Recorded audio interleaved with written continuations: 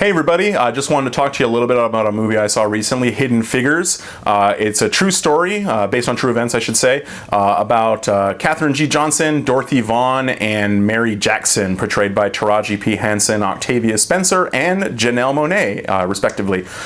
It takes place during the early 1960s. It's about a trio of African-American women, mathematicians, that were working for NASA, helping to get the space program off the ground, leading up to the early stages of the Mercury space flights. It's a great story, one that I definitely think needs to be told. I really enjoy movies like this that kind of expose history, the hidden truths of history that we weren't necessarily told about in school. And growing up, the focus for me was always just finding out more about the astronauts themselves, but it's really nice to hear a story about three of the people that helped make the space program what it was and make it successful. And it wasn't just a lone person that did it, but the contributions of hundreds, if not thousands, of different people all over the country. So the reason why this movie is a little bit distinctive, though, is because I mean, during the time frame that you're talking about, it's very much a man's world, a white man's world, even more accurately. And what this movie focuses on is just this trio of African-American women and how they kind of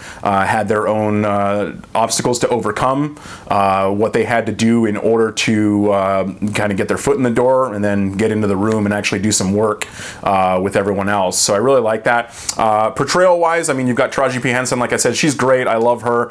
She has an amazing ability to really portray both frailty and strength at the same time. So I like that. It's really great for her character, especially during some of the events that occur during the movie. Octavia Spencer, out of the three, she was the one that I was least impressed with. Not to say that she was bad or anything. I mean, she did a great job. It was just that I didn't feel like there was a lot coming from her in this role compared to the other two ladies in their portrayals. And then there's Janelle Monáe, which I was completely shocked by. The whole movie I was like, oh, who is this? She's really doing a great job, but I don't know who this is. And then the credits roll and I see Janelle Monáe and I say to myself, what? I didn't even know she was acting.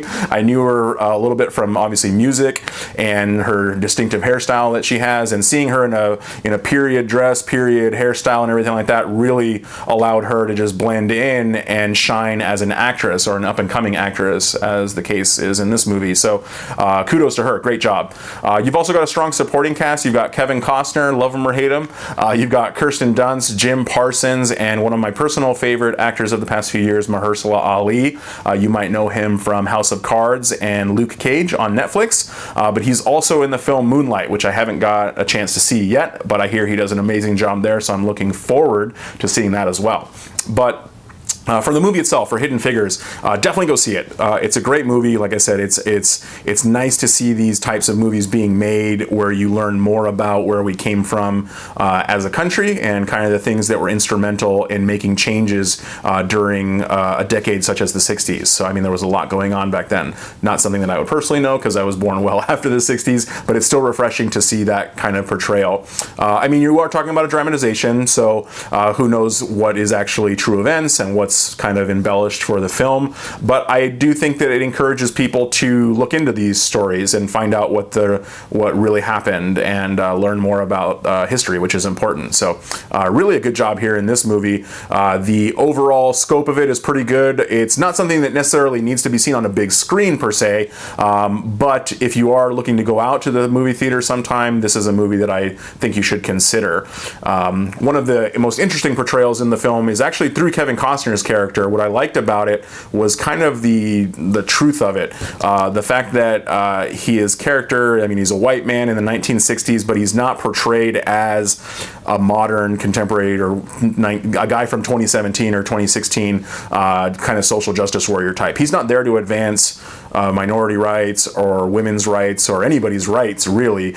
He's very focused on the task at hand, the mission, the job of the United States beating the Russians into space. And at that time in history, the Russians were doing a better job than the United States was. So he realizes throughout the film and through the events and the interactions with these women these mathematicians, that they are a strong and powerful resource and something that needs to be utilized if the United States plans to be successful.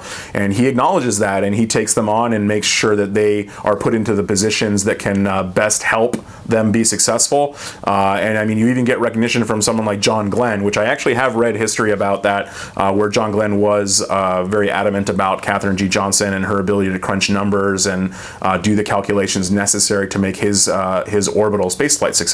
So, like I said, a really interesting film. Definitely, I recommend it. It's a good inspirational film for people to watch, especially younger people, so they can kind of get an idea of what's possible even in a restrictive environment. So, go see it. Like I said, B+ type movie. I would say around an 8.7 out of 10. I really liked it. I look forward to seeing more of it in awards season here coming up with the Oscars. So hopefully it'll get a Best Picture nomination at least. I do think it is going to be one of the better films of the year in addition to a few others that I've seen. But looking forward to talking to you guys next time about the next film that I see. But otherwise, I'll talk to you then. Bye-bye.